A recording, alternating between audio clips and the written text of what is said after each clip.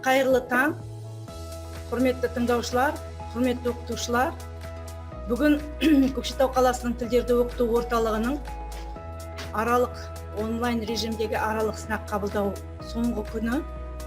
Бүгін бізде сынақ тапсыратын Көкшетау қаласының білім бөлімінің жанындағы нөмір 13-ші экологиялық мектеп гимназиясы.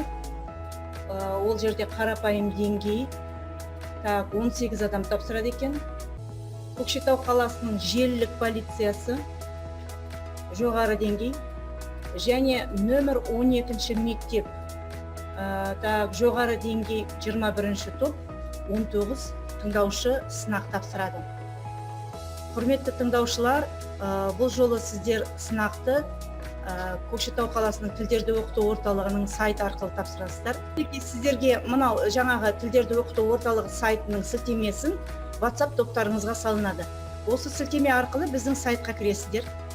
Қазақ тілін таңдаймыз, қашықтықтан оқыту батырмасы басамыз. Бұл жерде сіздердің тыңдаушыларыңыздың, оқытушыларыңыздың аты жөні, электрондық почталары және WhatsApp топтарының нөмірлері жазылған. Төменгі жақта сабақ, одан кейін онлайн аралық сынақ 2020-21 оқу жылы деп жазылып тұр. Осы батырманы басамыз. Онлайн аралық сынақ бетіне өтеміз. Мінекей мына жерде жоғары деңгей үшін B1, B2 жоғары деңгей деп жазылып тұр. Ал қарапайым деңгей үшін A1 қарапайым деңгей деп жазылып тұр. Қарапайым деңгейді бастық. Ол бетке өткен кезде сіздерде екі тапсырма берілген. Біріншісі, мінекей мына жерде Word документ, оның ішінде лексика-грамматикалық бөлігі. Лексика-грамматикалық бөлігінде сіздерге жаңағы 35 тапсырма лексика-грамматика бойынша беріледі.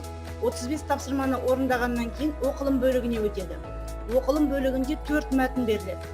Әр мәтін бойынша 2, 3 және 4 тапсырмадан. Бұл тапсырмаларды орындап болған соң, төменгі жақта мінекей жазылым мәтіні деп жазылып тұр. Бұл диктанттың аудио басылымы. Аудио басылымды қосып, мәтінді тыңдап, диктантты орындаймыз. Құрметті тыңдаушылар, баршаңызға сәттілік тілейміз. Сау болыңыздар, баршаңызға рахмет.